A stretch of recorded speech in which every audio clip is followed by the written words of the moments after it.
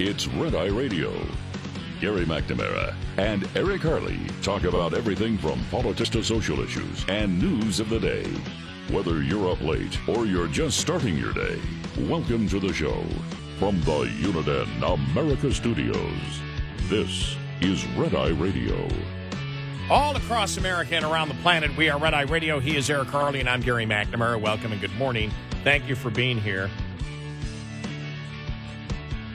You know, we got busy yesterday and never covered the fact that the NPR editor, Uri Berliner, was suspended without pay for 5 days from National Public Radio. Yeah, how dare you speak freely?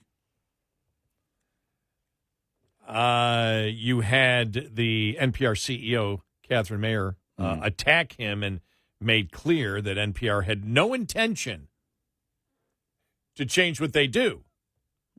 Yeah. I'm reading here. Let me just. There's a couple things I want to read here. One is from his website, Jonathan Turley. After Berliner wrote his piece in the Free Press, NPR CEO Catherine Mayer attacked Berliner and made clear that NPR had no intention to change its one-sided editorial staff or its coverage. Others at NPR went public with their criticism of him and falsely portrayed his criticism as opposed to actual racial and other diversity of the staff. In the article, NPR's David Folkenflik acknowledged that Berliner criticism angered many of his colleagues. Berliner gave Folkenflik a copy of the formal rebuke, which told Berliner that the latter was a final warning and Berliner would be fired if he violated NPR's policy again. However, NPR did not cite reportedly specific appearances as violations. The letter lacks specificity on that point, but Berliner will not contest the 5-day suspension. It is clear that NPR and Mayer want prior approval of any future discussions with outside media with a whistleblower that could present an obvious choke point and invite further bias. I have criticized NPR's editors of playing such a role in other areas. NPR announced that reporters could participate in activities that advocate for freedom and dignity of human beings on social media and in real life. Reporters just need approval over what are deemed freedom or dignity-enhancing causes. Presumably, that does not include pro-life or gun rights rallies. So, by the way, there's a major lawsuit here, I see. If they're basically saying you can go out and promote one political ideology and not another, and they're taking public funds, that's the key. Right, yeah. You're taking public funds. Methinks he would have a lawsuit. The suspension may satisfy the anger of NPR editors and reporters over Berliner's detailed accounts of their bias. In conjunction with Mayer's attacks, it is clear that the problem is viewed as Berliner, not the underlying bias at NPR. He is one of the few remaining old guard journalists at NPR who want greater balance in the outlet. Even that singular voice is too much for the staff. Again, it is reminiscent of what we have seen in higher education, where faculties have been purged of conservative, libertarian, and dissenting voices. NPR obviously has a right to be slanted and biased. It does not have a right to public funding in presenting such coverage. There you go. And as we said, and this was Jeffrey Blahar from National Review wrote this, and this mirrors exactly what we have said over and over and over again. Here it is. Here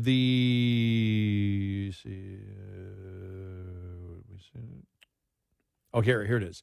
NPR's liberal tilt is structurally unavoidable given the kind of people who want to work there, as much as it is about the complete internal corruption of journalistic ethics.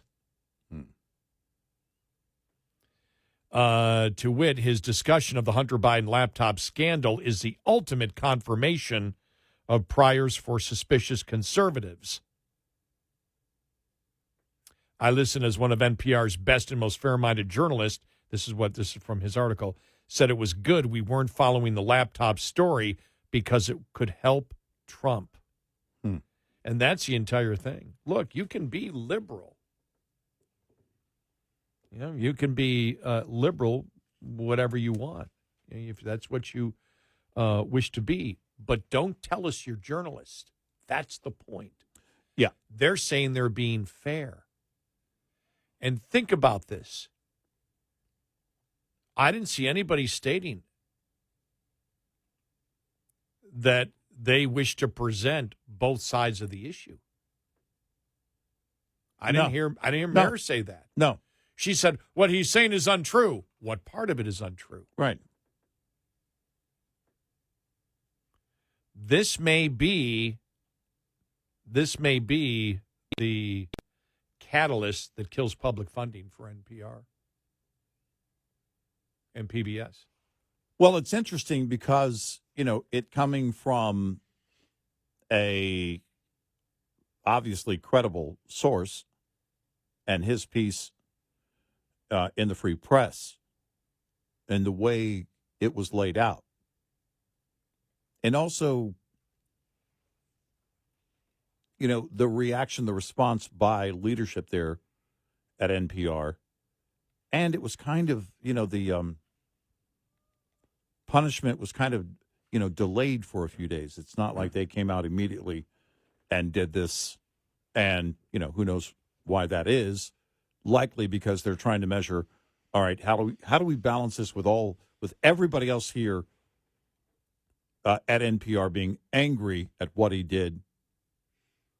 But in my opinion, a 5-day suspension, you're not going to appease anyone with that.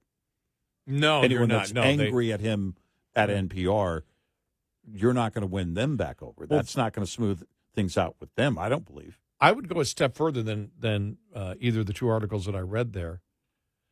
By what NPR did here, because as you stated, with the 3 things that he brought up, which was their coverage of Russia collusion, which was not true.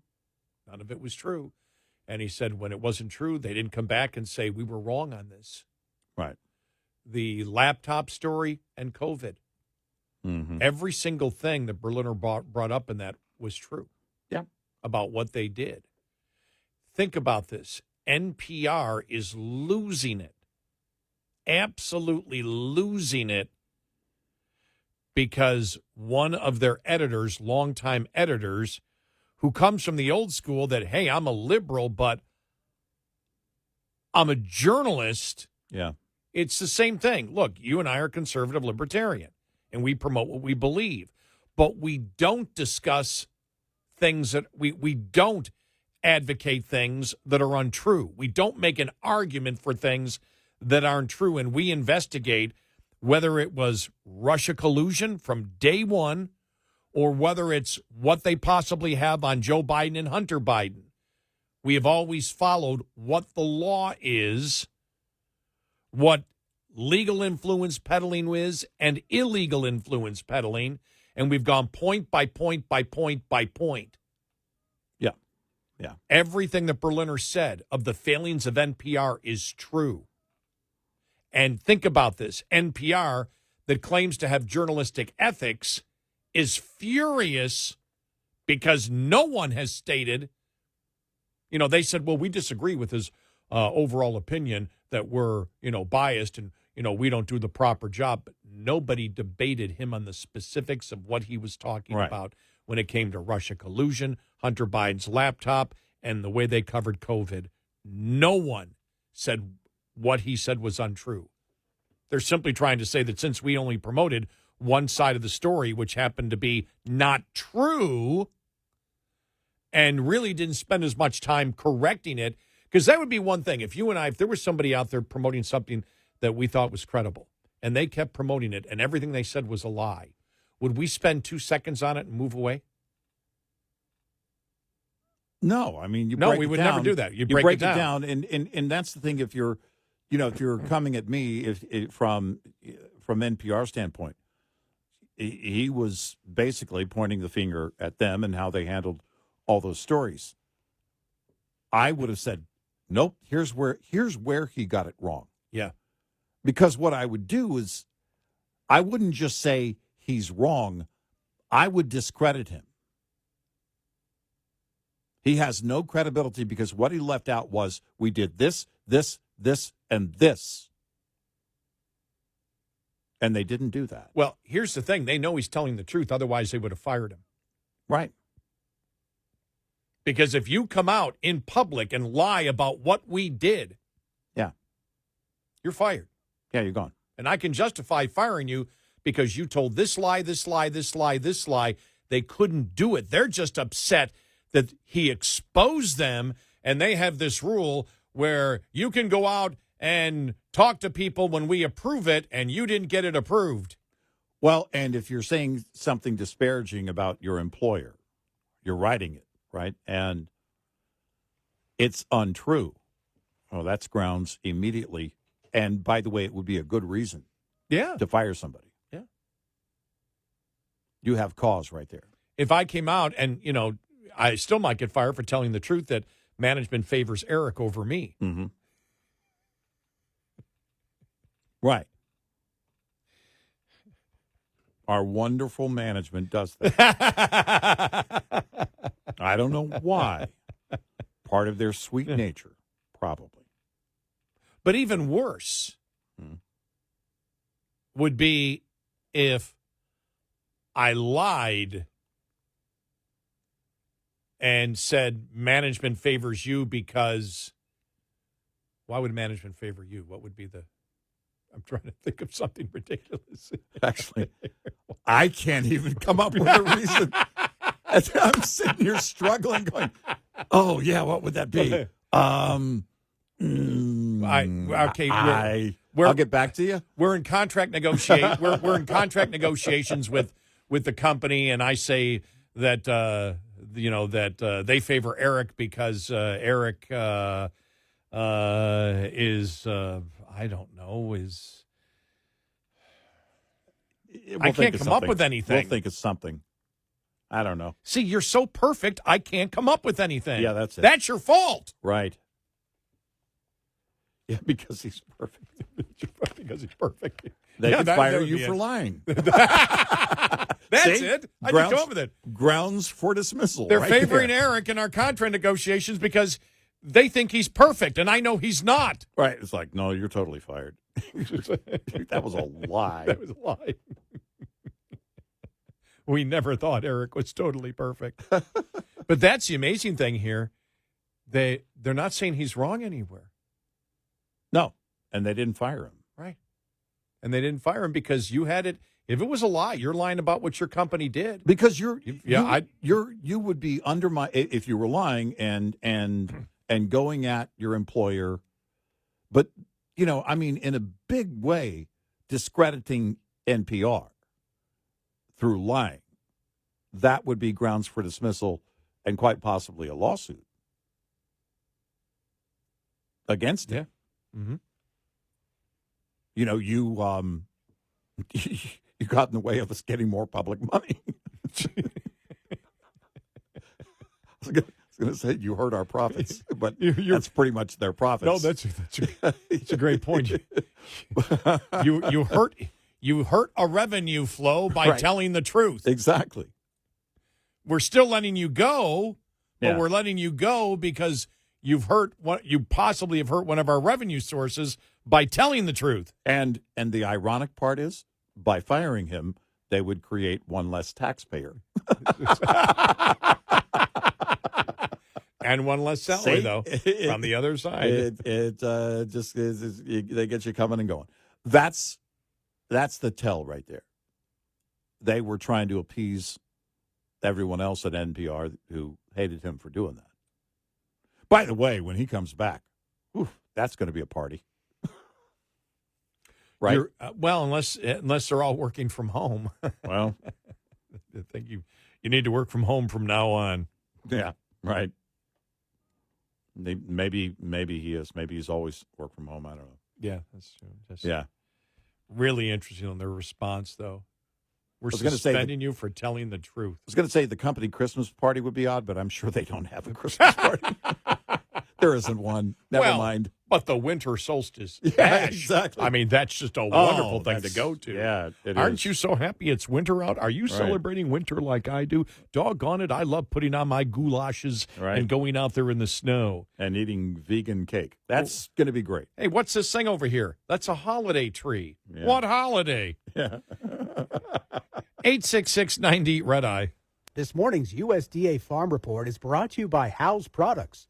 Tested, trusted, guaranteed since 1920. Our midweek look at nationwide crop weather has in recent weeks developed its own segment, We'll call it our storm of the week. as dubbed by USDA meteorologist Brad Rippey. This week is no exception, as a midweek active storm system has already produced A pretty good concentration of strong thunderstorms across Kansas, Nebraska, and even into South Dakota with those wind and hail reports. Most of those causing just localized damage, no widespread concerns. and is on its way southward with potential of High winds and hot temperatures. We've seen temperatures into the 90s across the southern Great Plains, wind gusts above 60 miles per hour early this week. That's enough to raise dust and also keeping those wildfire concerns active. the storm track, and similar weather of recent weeks are attributed to what is now a fading El Nino climate pattern. I'm Rod Bain reporting for the U.S. Department of Agriculture in Washington, D.C. This report brought to you by Cenex Fuels and Lubes.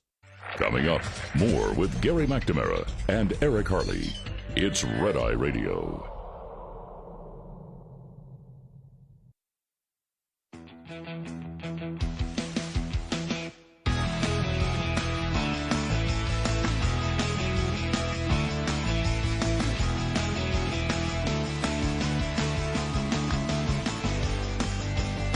It's Red Eye Radio. He's Eric Harley, and I'm Gary McNamara. Yesterday, Republicans in the House walked over to the Senate with the impeachment papers to start an impeachment trial for Homeland Security Director Mayorkas. Yesterday, we'll have some of the comments. In fact, Ted Cruz speaking on it also yesterday. We'll have some audio on that one.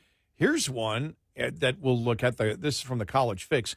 Young liberal women are far more conservative than they realize, a new poll finds.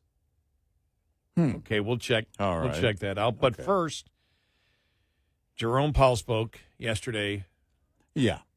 No business cut rates at this time. The recent data have clearly not given us greater confidence, instead indicate that it is likely to take longer than expected to achieve that confidence, he said at a panel yesterday. I have no idea what the forecasters were seeing in mid to late December when they kept saying, yeah, we could see rate cuts as early as March. And you and I were going, Where?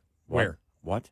Based on what? We never saw it, and they never explained what data showed that. It was just, it again, just seemed to be like, at a party when people just kept repeating things.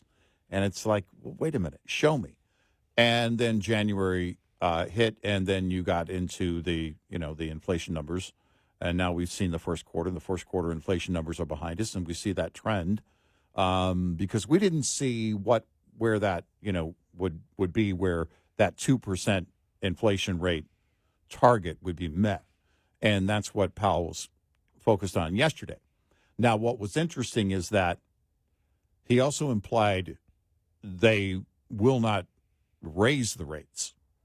And you had to read between the lines on that one. And the reason is because, and I suspect it's what I've been saying, even a quarter of a point, any rate increase this year would be sending a massive, loud message to the market. And you don't want that. You certainly don't want that between now and November 5th. In the back of their mind, they have to be looking at the super core inflation numbers and saying to themselves, we might have to raise. I think they know they would have to raise in normal circumstances politically. I don't know how you get that done without causing chaos.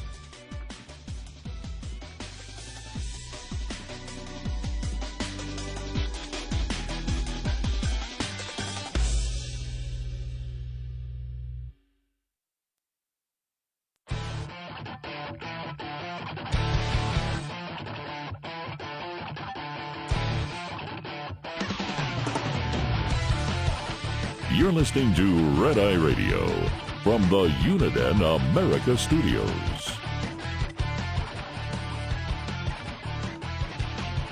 It's Red Eye Radio. He's Eric Harley, and I'm Gary McNamara. Yesterday, the House walked over the impeachment papers to the Senate, and both the House and Senate Republicans spoke on it yesterday. Here's Senator Ted Cruz from Texas. Every week, we see another horrific crime committed by criminal illegal aliens that Joe Biden and Alejandro Mayorkas continue to release. Laken Riley, beautiful 22-year-old woman in Georgia, a nursing student, just out for a jog. Like so many other women are out for a jog today, believing they live in a country where their safety will be protected, and it should have been. But Joe Biden and Alejandro Mayorkas deliberately defied the law. They apprehended her killer when he came illegally into this country. He was in El Paso. Had Joe Biden and Alejandro Mayorkas simply followed the law, they would have put him on a plane and flown him back to Venezuela, and Laken Riley would still be alive. But they didn't. They defied the law. They let him go. And he went to New York City, another sanctuary city, where he was apprehended again, this time for endangering the safety of a child. If New York City had simply followed the law, if they'd put him in jail, Laken Riley would still be alive. But again, New York City let him go, and this murderer came down to Georgia and beat Laken Riley to death with a brick. One of the things you've seen here, because you've heard a lot of Laken Riley talk over the last day or two, you have over the last, since she was murdered. And the Democrats, the response has always been that illegal immigrants in this country kill at a less rate per 100,000. Yeah. By the way, as soon as I got to that point, I'm like, you've gone too far on that, because the average person can figure out, as we have stated, the answer is, doesn't matter. What you're saying, what you're saying is since Americans murder Americans, then it's okay to keep the border open because they come in and kill at a less of a percentage rate. Well, if they're not let in, they don't commit any crimes, and those people are alive. You can't kick citizens out. You can kick illegal immigrants out. And so they lose that. And so that wasn't a great fallback position to have in the first place, as we always stated. You can't win that one, but they can't win this. Democrats can't win this right now. You and I have said that Schumer, I won't be surprised at all. Whatever way he attempts to bury it, whether it's to have an immediate vote right there without anything else being said, or there was the other thing of he could send it to a subcommittee or whatever and just basically bury it. Right. Now, Republicans have threatened if you do, they'll be held to pay. We'll see whether that actually happens or not. But the fact is, it doesn't matter whether he is kicked out of office or not. What they want to do is present the evidence. You cannot beat the evidence of Mayorkas, because I can see right now, the legal people in a trial for the Republicans. Here is Mayorkas on this day, and you have the day stating that the border is secure, and then you say, here is video of the border that same day. Right. Masses of people doing it. Right. That's a lie. Right. He lied to Congress. He lied under oath to Congress and said the border is secure. Yeah. Here are the total numbers since he became Secretary of Homeland Security. I mean, you just have everything working for you. Right. And he said the border's secure. That was a lie, which is one of the, what they say is he didn't break the law. There is no impeachable offense. Right. Lying to Congress is. And he was lying to Congress when he said secure. Yep. Now, we're really interested to see the dance that the Democrats do on that. Well, secure can have a number of meanings to it. Nah, you lost that argument with the American public. This is why you need Schumer to bury this. Yeah, because you can't win it. And I was noticing Mayorkas over the last week, again, before different House and Senate committees, and I just went, he's been around so long, you see him speak, and you say, this guy is cold and callous. Yeah. He really doesn't care. and it's his response to his answers, which are just completely, ludicrous, that are pathological lies that he just continues with over and over and over again, and you just shake your head and you're like, wow, they can't win this. And even if I think there may be Republicans that are thinking, let's go through this whole process and let's hope that Democrats don't kick him out. Because then we can, and let's hope it's some of the vulnerable ones that are running in the Senate this November, because we will use that like you can't believe against them. Right. So I believe they look at it and say, no, the worst possible scenario for Republicans is if Schumer buries it immediately. Now, they still get a week or two out of it that they can pound him for not doing it. Mm-hmm. And maybe more than that, you can continue to go back and here's what Mayorkas did, here's what Mayorkas did. But if the trial goes on, that's horrible. If the trial goes on and he isn't kicked out of office, those who voted that way are vulnerable in November. Yeah. So, and if they choose to kick him out, it makes the case against Biden. Right. Either way makes the case against Biden. Right. Because you cannot beat, you cannot beat the imagery of Mayorkas saying the border is secure and running a film of that day and just every other day where the border is just being overwhelmed. Yeah, look, you're not going to win it. There's no way to debate it. And the only thing you can do is bury it. If Schumer sends this to committee, you're just delaying this whole thing even longer. I mean, you have to, out of all the bad plays, and each one of them is a bad play, the best bad play for Schumer and Democrats would be bring it to a vote. And it doesn't matter how it goes, because then you're going to have the GOP in the Senate going, okay, fine. We're going to slow roll everything else now. If this is the way you're going to handle it, you're not going to get anything done in the Senate anymore.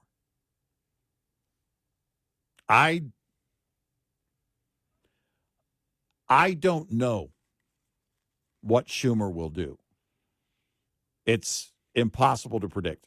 But you've got to get this thing behind you, and I don't know how you do that. Yeah, I don't know. Because even if you don't, it's going to be a month of pounding. Because the border issue is not going away. I mean, this is about Mayorkas and the border issue, but the border issue itself isn't going away, and there's no fix for the Democrats on this. There isn't in the Senate.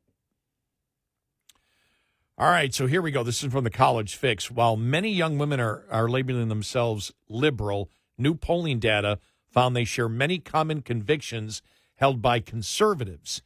This was 800 women ages 18 to 24 who were recently surveyed, including 32% who identified as liberal. The rest were conservative or moderate. Across this political spectrum, the vast majority of women polled agreed with the statements such as, it is appropriate to have children wait until they are adults before having irreversible sex change surgeries. When I date someone, it is because I am deciding if I would like to marry them one day. And every kid should have the opportunity to go to a school of their choice, regardless of their zip code. The vast majority of women polled said they agreed with those statements. The survey results highlight a striking misalignment between left-wing policies and the outlooks of young women nationwide on issues such as immigration, school choice, sex reassignment surgery for minors, and cash bail reform in a new poll that was taken. The center, the Claire Booth Luce Center for Conservative Women, which commissioned the poll, released the results in late March. It was conducted by Kellyanne Conway. Even with the growing number of young women registered as liberal in the polling data, they still show a significant support for conservative principles, especially those related to marriage and family, which the left would love to destroy. Mm-hmm. Among the poll's findings, 79% agreed that criminals released without bail means a more dangerous community. 74% agree with the statement. We should take care of our own people, like the less fortunate, the homeless, or veterans, before taking care of people from other countries. That's quite nationalistic of these women, is it not? Yeah, how dare they? 74% agreeing with school choice. 71% are against sex change surgery for minors. 69% believe that fentanyl is the primary killer of 18 to 45-year-olds. America is obligated to do all it can to secure the border and ensure drugs do not come across. This survey reveals perspectives from young women that have been overlooked or misinterpreted in previous research. It shows that their opinions are far more complex than how they choose to label themselves, which is why we have stated the Republicans need to pound on all these major issues over and over and over and over and over and over again. They need to talk about that we are a party of issues. We wish to discuss the issues with the Democrats that they do not. And then you do some of these poll numbers here. Yeah. Women, you believe this. According to the poll, you believe this. You believe this. You believe this. You believe this. Yet you vote Democrat that are against all those things that you believe. They need to hit it on the issues day in and day out. Yep. And just repeat it over and over again. Yep. I mean, look, we believe in the idea of having a family. We believe that we should take care of veterans. We should take care of our own before we take care of people from other countries. We believe, and you repeat that, and that's how you change hearts and minds. Well, it's how you change votes. If the hearts and minds are already with you, most of the work's already done. You ready for this? Furthermore, 80% said a woman, this is women, all women polled, said a woman must simply be happy and content to be considered successful, and 79% agreed that a stay-at-home mom is just as successful as a businesswoman, doctor, or lawyer. Wow. The vast majority also disagreed with the idea that marriage is an outdated institution, as well as agreeing that the hookup culture is harmful to women. Darn it. That's never worked for me anyway. No.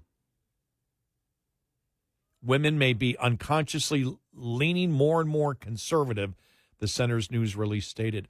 I knew a woman, this goes back, 30 years, 35 years that I knew, that always told me. That was the last woman you knew, right? Yeah, exactly. The last woman, yeah. I just remember her telling me how liberal she was. I'm liberal. And over the years, I still know her today. I'll ask her about these issues. She's conservative on every issue, every major issue. I'm like, you're not a liberal. You're a conservative. No, I'm not. Mm-hmm. You're saying, yes, that you agree with all these things. Those are conservative opinions, not liberal. The liberals don't. I think a lot of liberals hold these positions. It's like she's in denial that she has conservative values and has been for 30 years. Yeah. Well, I think now when we're at the point where we are with reality hitting on everything. That's a good point. Again, the heavy lifting is done for you. And the acknowledgement really is the key. That's a great point. You should say that exact same thing to the RNC. Yeah, that's it. Because it really is. You don't have to change hearts and minds. They're already with you. Just acknowledge that. And point out that the other side is not. Mm-hmm. 866-90-RED-EYE. Lines open for your calls. 866-90-RED-EYE on Red Eye Radio.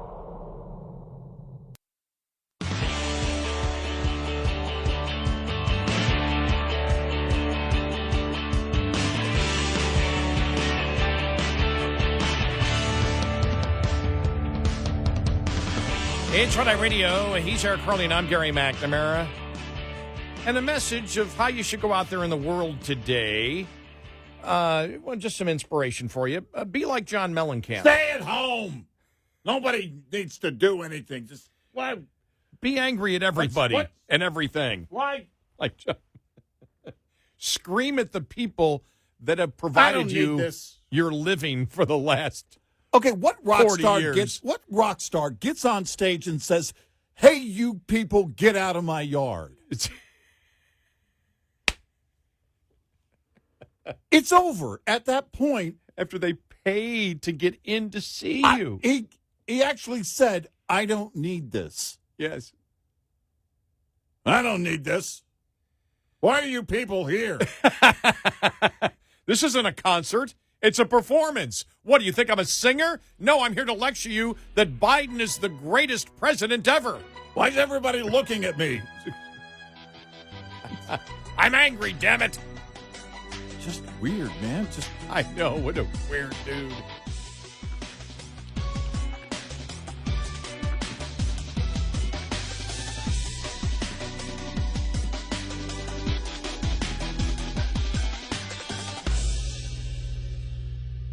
This is Red Eye Radio on Westwood One.